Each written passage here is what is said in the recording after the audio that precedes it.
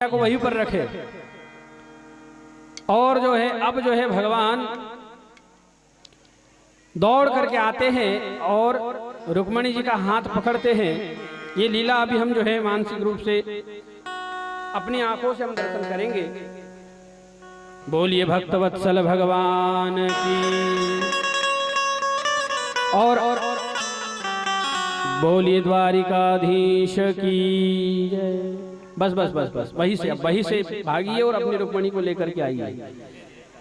और जो है कृष्ण कन्हैया द्वारिकाधीश जाते हैं और रुक्मणी जी का हाथ पकड़ते हैं और रथ पर बिठाते हैं और सारे सैनिक देखते ही रह जाते हैं। सारे सैनिक देखते रह जाते हैं, सब मोहित हो जाते हैं और कहता है देखो देखो कितनी सुंदर जोड़ी है। आज मेरे श्याम की शादी है, आज मेरे श्याम की शादी है, आज मेरे श्याम की शादी है, आज मेरे श्याम की शादी है। ओ श्याम की शादी है, मेरे घनश्याम की शादी है। ओ श्याम की शादी है, मेरे घनश्याम की शादी है। आज मेरे श्याम की शादी है, आज मेरे श्याम की शादी है।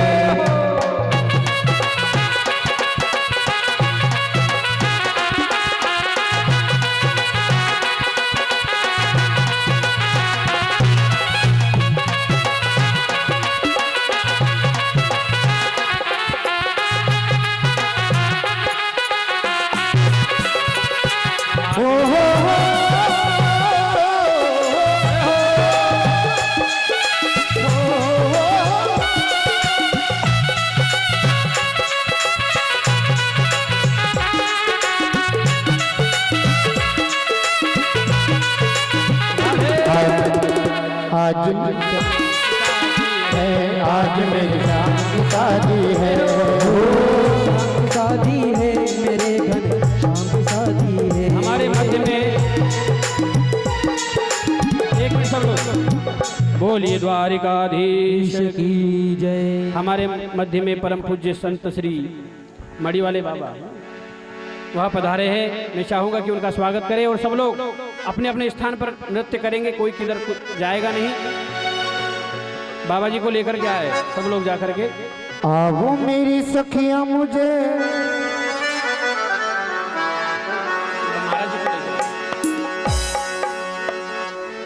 परम पूज्य महाराज जी हमारे मध्य में पधारे। कथा के मध्य में बड़ा ही सौभाग्य है हमारा।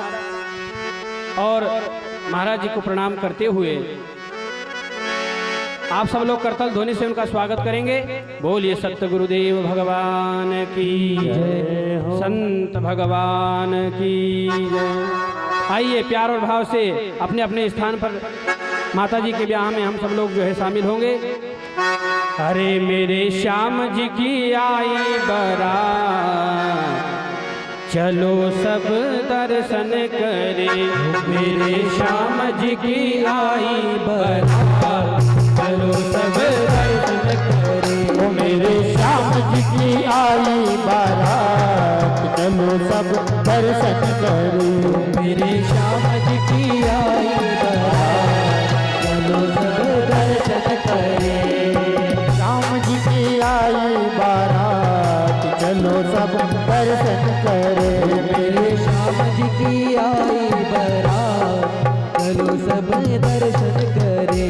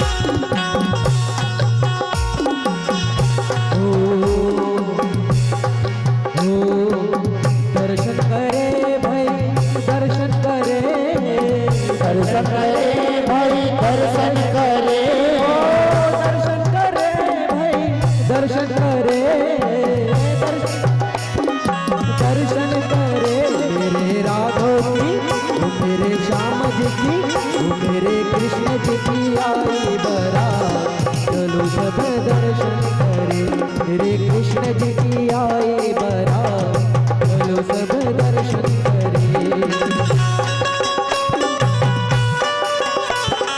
आओ मेरी सखी मुझे मेहंदी लगा दो। बोलिए भक्त वत्सल भगवान की जय। देखो भैया, शादी ब्याह में नाच गाना होता है और तुम ऐसे ढीले ढसन की लेकर बैठे रहोगे तो भैया आनंद नहीं आएगा। मेरी माता है, 7 दिन तक शादी हो, आज काहे बैठी हो। जो है अब हमारे बीच में एक नहीं 4-4 साधु आ गए हैं, संत भगवान की भी कृपा हो गई, इसलिए आज धूमधाम से बड़े प्यार से भाव से आनंद मनाइए। विवाह में मेरे युवा भाई भी सब जो है कोई कोड़ कसर नहीं रखेंगे, सब लोग नाचेंगे ना, तो तैयार हो जाओ। बोलिए द्वारिकाधीश की। अरे काली कमली वाला मेरा यार है, मेरे मन का मोहन तू दिलदार है। काली कमली वाला मेरा यार है, मेरे मन का मोहन तू दिलदार है। काली कमली वाला मेरा यार है, मेरे मन का मोहन तू दिलदार है। काली कमली वाला यार है, मेरे मन का मोहन तू दिलदार है। ओ काली कमली वाला मेरा यार है, मेरे मन का मोहन तू दिलदार है। तू मेरा यार है, मेरा दिलदार है। वो तू मेरा यार है, मेरा दिलदार है। काली कमली वाला मेरा यार है, मेरे मन का मोहन तू दिलदार है। ओ मेरा यार है, मेरे मन का मोहन तू दिलदार है। आगे बजाते हुए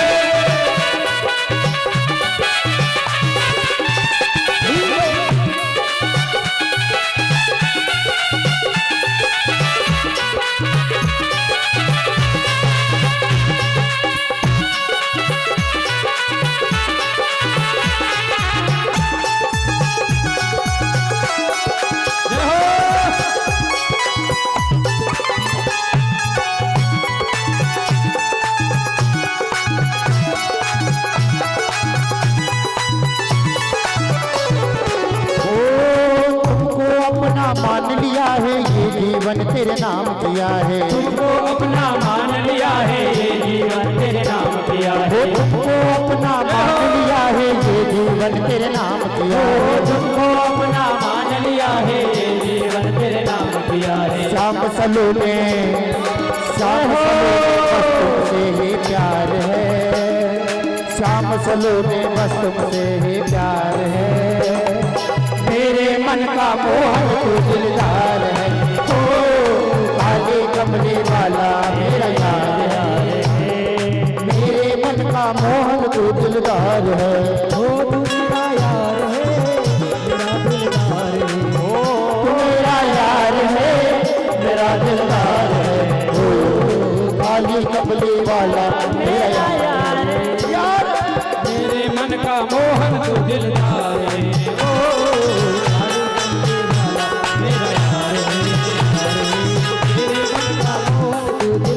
जय हो। आगे बजाते हुए जय हो।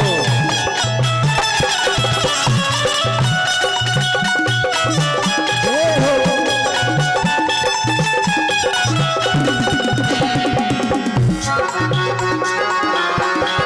क्या बात है।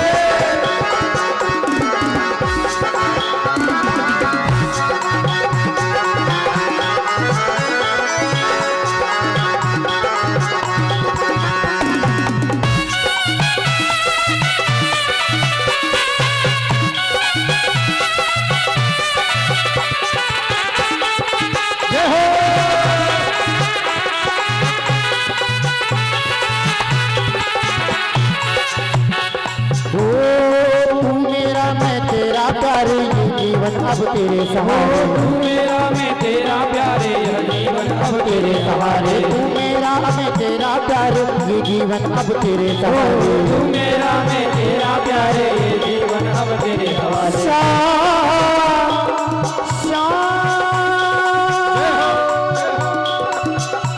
आप आई नैनन में पलक थाम तो है वो, और ना मैं देखूं गैर को, ना तू है देखन दूं। तू मेरा मैं तेरा प्यार, ये जीवन अब तेरे सहारे। तू मेरा मैं तेरा प्यार, ये जीवन अब तेरे हवाले। शाम सलोने बस तेरा एतबार है, शाम सलोने बस तेरा एतबार है। मेरे मन का मोहन तू दिलदार है, ओ काली कमली वाला मेरा यार है। मेरे मन का मोहन तू दिलदार है। एक तो तेरे नैन तिरछे, दूसरा काजल लगा। एक तो तेरे नैन तिरछे, दूसरा काजल लगा। एक तो तेरे नैन तिरछे, दूसरा काजल लगा। एक तो तेरे नैन तिरछे, दूसरा काजल लगा। सावरी सावरी सावरी सूरत के मोहन हो गया। सावरी सूरत के मोहन दिल दीवाना हो गया। दिल दीवाना हो गया तेरा, दिल दीवाना हो गया।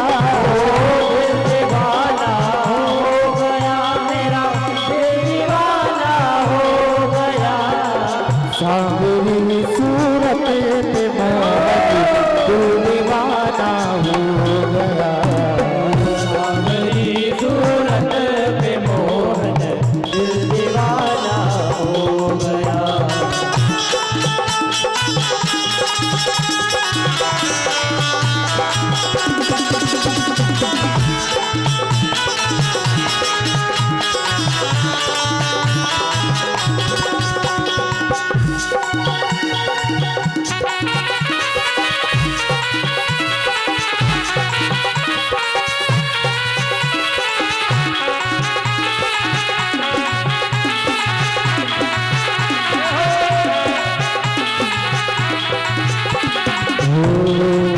सावरी सूरत पे मोहन दिल दीवाना हो गया। सावरी सूरत पे मोहन दिल दीवाना हो गया। दिल दीवाना हो गया। दिल दीवाना हो। ये जो भाई लोग हैं, आप लोग थोड़ा नृत्य नहीं कर रहे हो। अभी दूसरी शादी होती तो अभी कूद पड़ते, तो यहाँ पर क्यों नहीं भैया? अरे मुझे भाग गया मुरली वाला, मुझे भाग गया मुरली वाला, बन गई जोगनिया, बन गई जोगनिया। मुझे भाग गया मुरली वाला, मुझे भाग गया मुरली वाला, बन गई जोगनिया, बन गई जोगनिया। मुझे भाग गया मुरली वाला, मुझे भाग गया मुरली वाला, बन गई जोगनिया, बन गई जोगनिया। वो काली कमली वाला, वो काली कमली वाला, वो काली कमली वाला, वो काली कमली वाला, बन गई जोगनिया, बन गई जोगनिया, बन गई जोगनिया। मुझे भाग गया मुरली वाला, मुझे भाग गया मुरली वाला, बन गई जोगनिया, बन गई जोगनिया।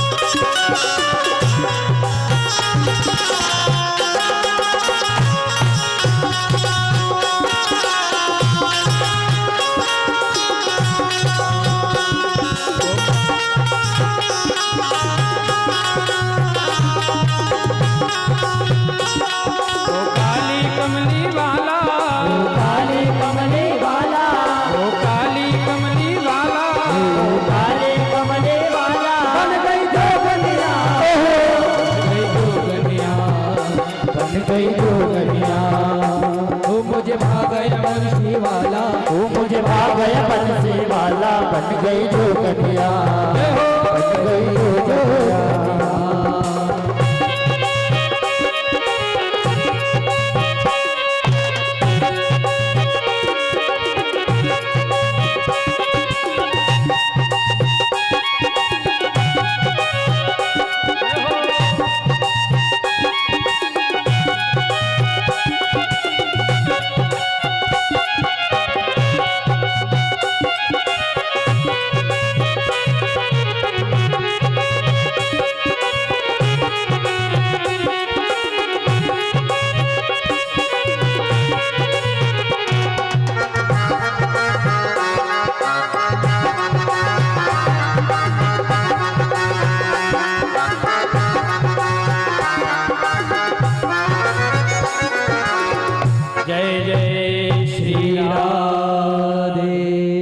भाई तुम लोग तो बड़े एक्सपर्ट हो इस मामले में, तो भैया बहुत सुंदर सुंदर कथा है, उस चीज को हम धारण करें और भगवान श्री कृष्ण द्वारिकाधीश के विवाह के उपलक्ष्य में आप सभी को जो है बहुत बहुत आपका सभी का स्वागत, हार्दिक अभिनंदन और ठाकुर जी को वंदन करते हुए हम जो है आगे के प्रसंग में प्रवेश करते हैं। भगवान द्वारिकाधीश रुक्मणी मैया को लेकर के द्वारिकापुरी आते हैं। भगवान का विवाह बीच में ही राक्षस विधि से होता है। राक्षस विधि से भगवान का विवाह हुआ। रुक्मणी मैया को जो है यहाँ द्वारिका लेकर के आए। सब लोग अपने अपने स्थान पर बैठ जाए, अभी बैठ जाए सब लोग। एक सत्राजित नाम का ब्राह्मण रहता था, व्यापारी सत्राजित। ये सत्राजित भगवान सूर्य के उपासक थे। भगवान सूर्य के द्वारा इन्हें एक मणि मिली थी और वह मणि का चमत्कार देखिए आप कि रोज वह 10 भार सोना देती थी। कितना सोना देती थी? 10 भार सोना।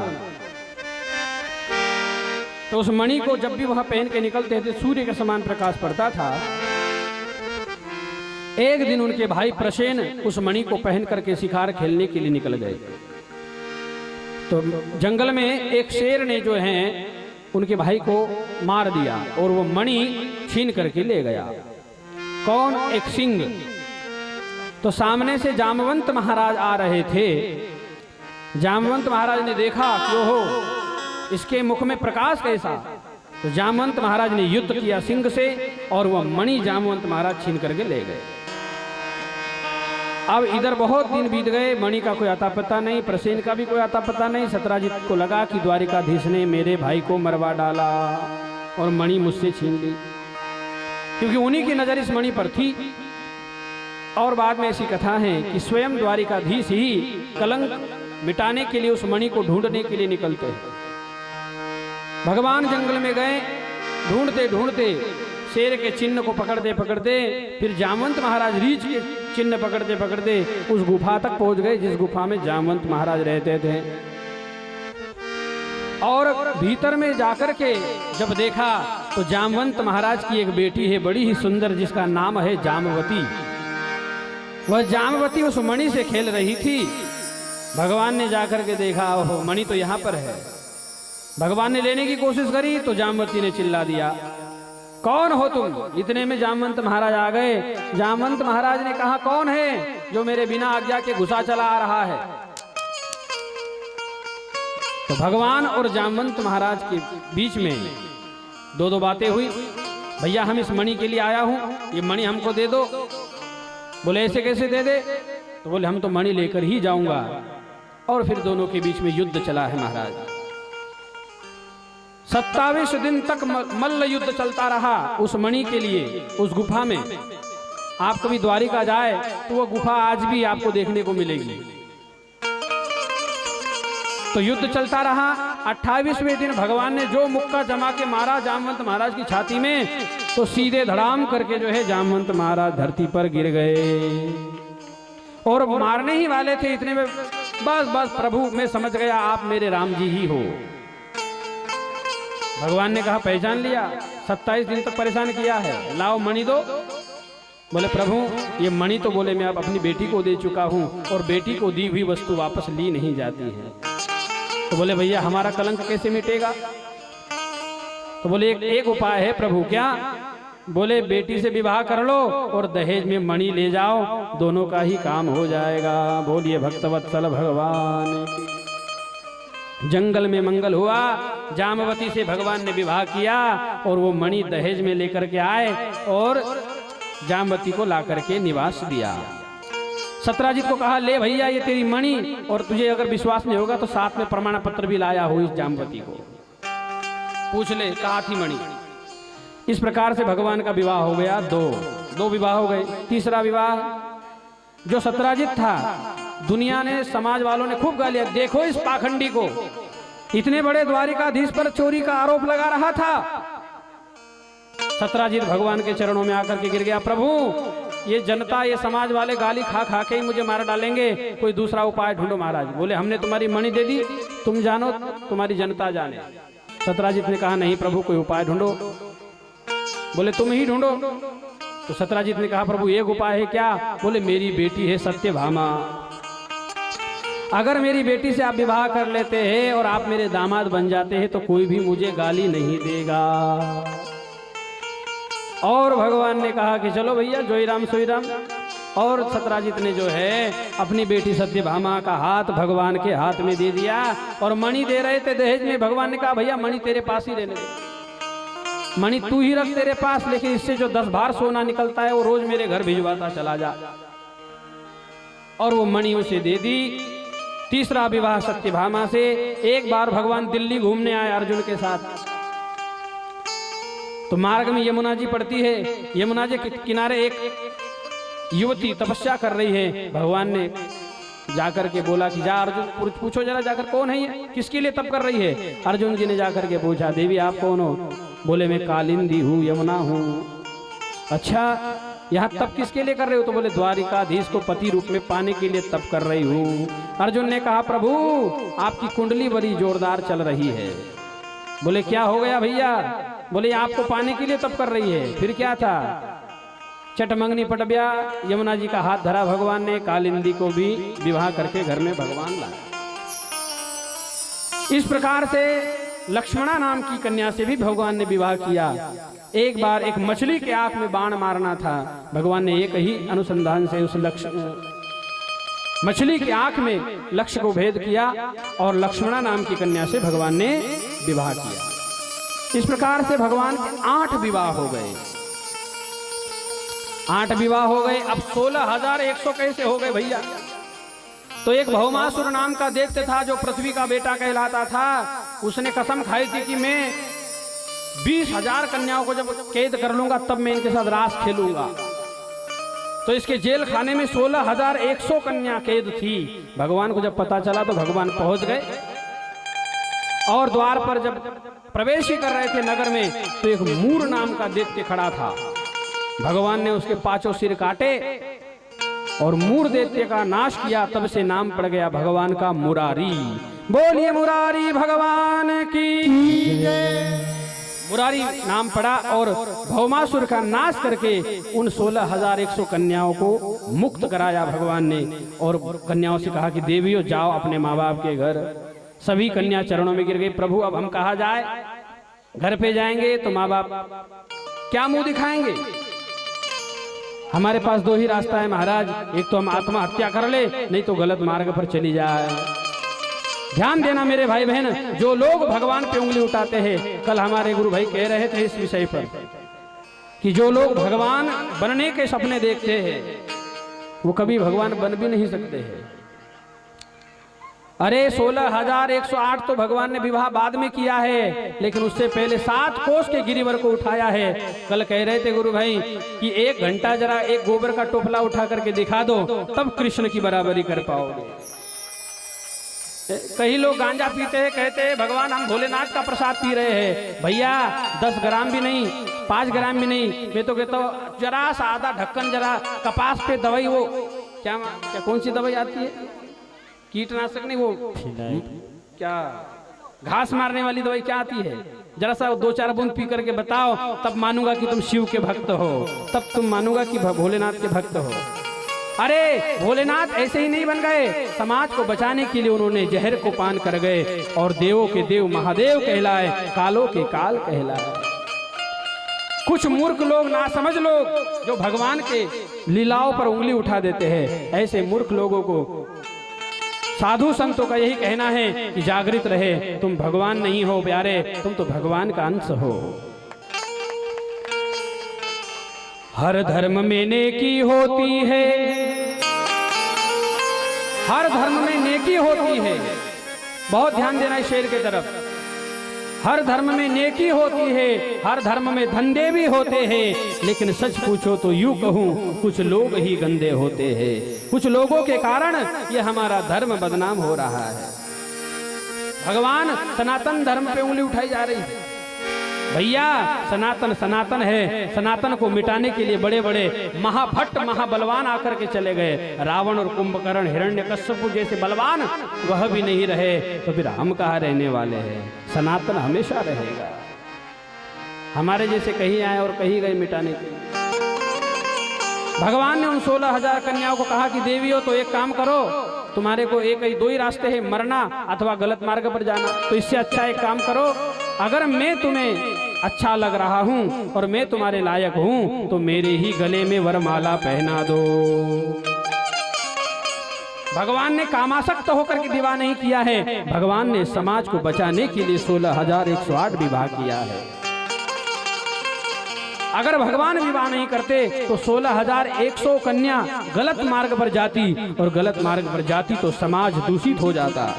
इसलिए मेरे भगवान ने खुद यह कदम उठा करके समाज को बचाया, और इस प्रकार से भगवान का विवाह हो गया 16,108। धीरे धीरे धीरे समय बीता, प्रत्येक रानी से 10-10 बेटा हुए और एक एक बिटिया हुई। घर में जाकर के गणित लगा लेना, 16,108 गुणिले 10। घर में जाके गणित लगा लेना कितना हुआ परिवार।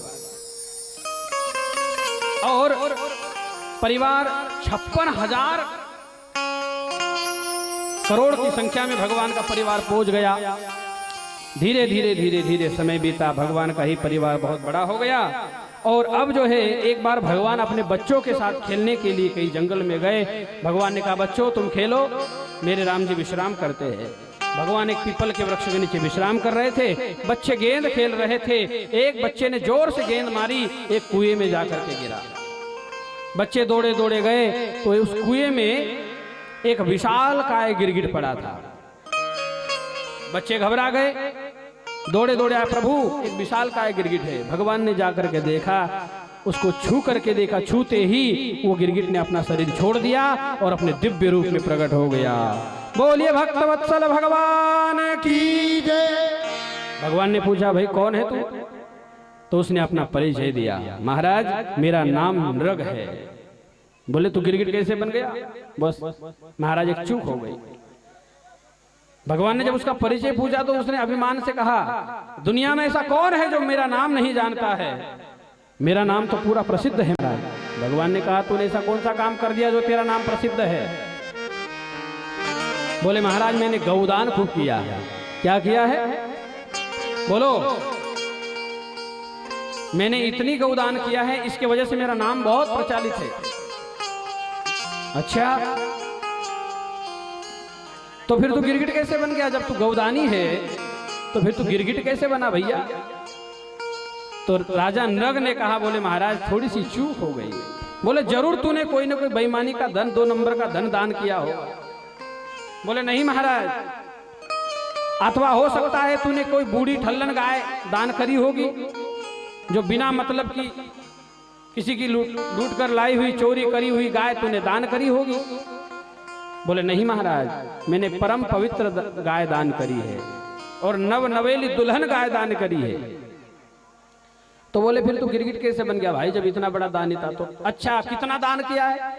तो हंसने लगा नृग। बोला कि महाराज तुमने तो ऐसा पूछ लिया कि बारिश की कितनी बूंदें गिरी, बताओ गिन करके। अब कोई बारिश की बूंदें गिन सकता है? नहीं गिन सकता। बोले महाराज जैसे बारिश की बूंदें नहीं गिनी जा सकती, ठीक ऐसे ही मैंने कितना दान किया है गऊ का, ये कोई नहीं गिन सकता है। इतना बड़ा दानी हूं मैं। अच्छा तू इतना बड़ा दानी है तो फिर तू गिरगिट कैसे बना भैया? तो बोले महाराज थोड़ी सी चूक हो गई। क्या? तो बोले मैंने एक ब्राह्मण को गाय दान करी, वो लेकर के गया, रात हुई, रात में वो उसकी गौशाला से वही गाय छूट करके मेरी गौशाला में आकर के मिल गई, और दूसरे ही दिन मैंने वही गाय जो कल दान करी थी वही गाय मैंने आज दूसरे ब्राह्मण को दान कर रहा था। इतने में जो कल वाला ब्राह्मण है वो गाय को ढूंढते ढूंढते मेरे पास आया और बोला राजन ये गाय तो कल तुमने मुझे दान करी थी, जब जो अभी जो दान ले रहा है वो ब्राह्मण कहता है कि तुझे तो कल दी थी, मुझे तो अभी दे रहा है। दोनों में झगड़ा हो गया, राजा कोई न्याय नहीं कर पाए, दोनों ही क्रोधित होकर चले गए गाय छोड़ करके। राजा का धर्म है कि अगर वह न्याय नहीं कर सका तो उसको नरक में जाना पड़ेगा। तो राजा नरक जो है जब उसका अंत समय आया, अंत काल में जब यमपुरी गया तो धर्मराज ने उससे पूछा कि भैया खोलो इसकी डायरी। जब डायरी खोल करके देखा महाराज तो गौदान ही गौदान किया हुआ है।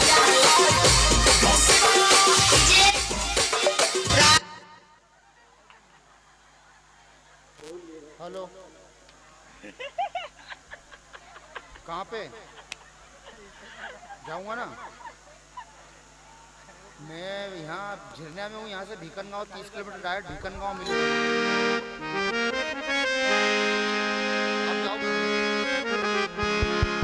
शांति से सब लोग बैठेंगे। जब यमराज ने उसकी डायरी जब खोली और देखा तो गौदान ही गौदान उसमें निकला, बस जरा सी चूक हुई। क्या? तो राजा होकर के न्याय नहीं कर पाया। उसके कारण फिर यमराज ने कहा कि भैया बोल, पहले पुण्य का सुख भोगेगा अथवा गलती का भोग भोगेगा? तो उसने कहा कि महाराज पहले जो पाप हुआ है उसी का भोग भोगने दो मुझे। बस इतना कहते से ही मैं गिरगिट बन करके कुएं में पड़ गया। बोलिए भक्तवत्सल भगवान की। सजग रहिए मेरे भाई बहन, साधु संत और ब्राह्मण कथा का धन कभी भी अपना नहीं समझना चाहिए। जो लोग दान करके उस दान पर अपना अधिकार जमाते हैं, ऐसे व्यक्ति को वो दान कभी भी नहीं पछता है। याद रखना, जब राजा नरक को गिरगिट बनना पड़ा तो हमको क्या बनना पड़ेगा, विचार करो। इसलिए संत ब्राह्मण और इनका धन कभी भी अपना नहीं समझना चाहिए। कई लोग जो है कार्य करवाते हैं लेकिन पैसा कमाने के लिए कार्य कराते हैं। कई लोग जलन के कारण प्रोग्राम करवाते हैं, कथा करवाते हैं, इसलिए वो धन को अपना हरण कर। 1 रुपया भी यदि तुमने दान का पैसा का दुरुपयोग किया तो निश्चित रूप से वह लोहे के चना है भैया, उसके लिए फिर लोहे के दांत चाहिए, चबा नहीं सकते हो। इसलिए राजा नरक की कथा से ये पता चलता है कि कभी भी व्यक्ति को दान का पैसा कभी भी अपने जेब में नहीं रखना चाहिए। संत ब्राह्मण का पैसा ध्यान में अपने जेब में नहीं रखना चाहिए, दान कर देना चाहिए। राजा नरक की कथा सुना करके भगवान एक बार जो है पांडवों के राजस्व यज्ञ में गए। वहां पर शिशुपाल का जो है वहां पर उद्धार भगवान ने किया। और अब एक बड़ा ही सुंदर भगवान को, एक भगवान के बड़े ही सुंदर प्यारे मित्र, बड़े ही सुंदर प्यारे मित्र जो भगवान के आप सब जानते हैं, सुदामा जी भगवान के बड़े ही प्यारे मित्र रहे हैं, जो गुरुकुल में भगवान को हीरे के रूप में मिले थे। जैसे हमारे गुरु भाई बैठे हैं, ये भी हीरा ही है। हमारे परम पूज्य बाबा जी बैठे हुए हैं, ये सब क्या है, ये सब सूर्य कोटि समप्रभा, इस प्रकार से इनका प्रकाश है। तो सुदामा जी का चरित्र सुनाया। कैसे है सुदामा जी, जरा श्लोक की तरफ ध्यान दीजिए। कृष्ण सखा स्याद ब्राह्मणो ब्रह्मवित्तमः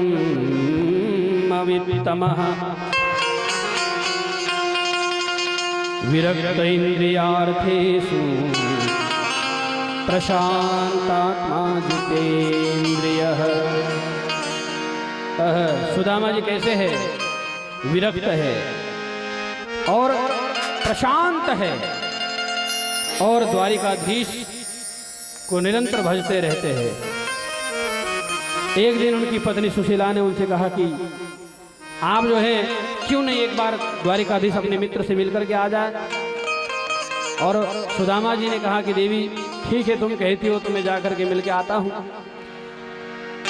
तो सुदामा जी ने कहा कि देवी मित्र के यहाँ पर थोड़ा रुक जाओ वहीं पर, कि मित्र के यहाँ पर जब जाया जाता है तो खाली हाथ नहीं जाया जाता है, कुछ न कुछ ले जाना चाहिए। तो सुदामा जी की पत्नी सुशीला जो है 4 घर से 4 मुट्ठी चावल लेकर के आई हैं और सुदामा जी को दिया है। वही चावल लेकर के द्वारिकाधीश के पास गए हैं।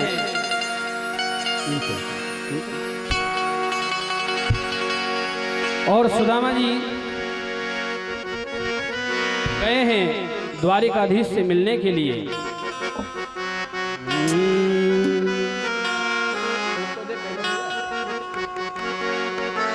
और सुदामा जी निकले हैं, पाँव में जूते नहीं, चप्पल नहीं, एक लकड़ी का सहारा लेकर के। कई जगह से उनकी धोती फटी है और इतने गरीबी में रह कर के भी सुदामा जी भगवान को भजते हैं। अरे बता मेरे यार सुदामा रे। द्वारिकाधीश के पास जब पहुंचे और वहां पर बता मेरे यार सुदामा रे, भाई घना दिना में आया। बता मेरे यार सुदामा रे, भाई घना दिना में आया। बता मेरे यार सुदामा रे, भाई घना दिना में आया। बता मेरे यार सुदामा रे, भाई घना दिनों में आया। घना दिना में आया, भाई घना दिना में आया। घना दिना में आया, भाई घना दिना में आया। मेरे यार सुदामा रे, भाई घना दिना में आया। बता मेरे यार सुदामा रे, भाई घना दिना में आया।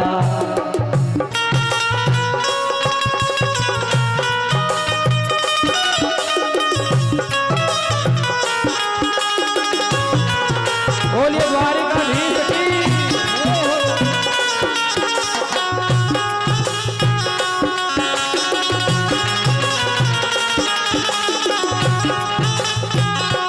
बालक थारा जब आया करता, बालक घर जब आया करता, रोज खेल के जाया करता। रोज खेल के जाया करता। बालक थारा जब आया करता, बालक घर जब आया करता, रोज खेल के जाया करता। रोज खेल के जाया करता। हुई तकरार सुदामा रे,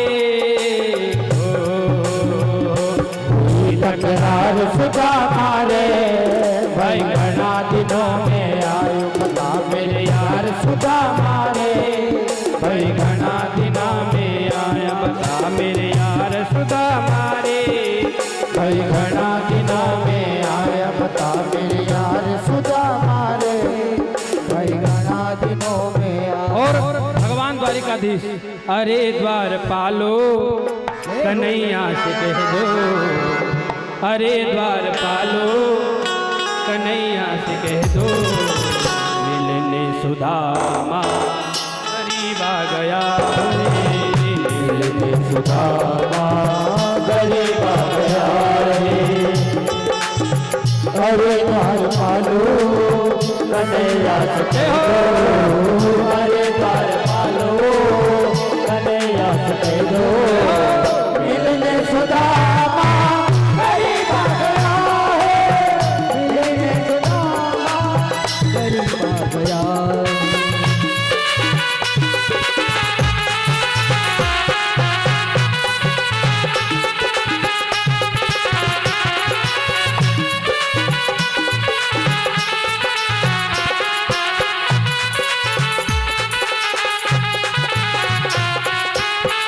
सुनते ही दौड़े चले आए मोहन, सुनते ही दौड़े चले आए मोहन। लगाया गले से सुदामा को मोहन। लगाया गले से सुदामा को मोहन। सुनते ही दौड़े चले आए मोहन।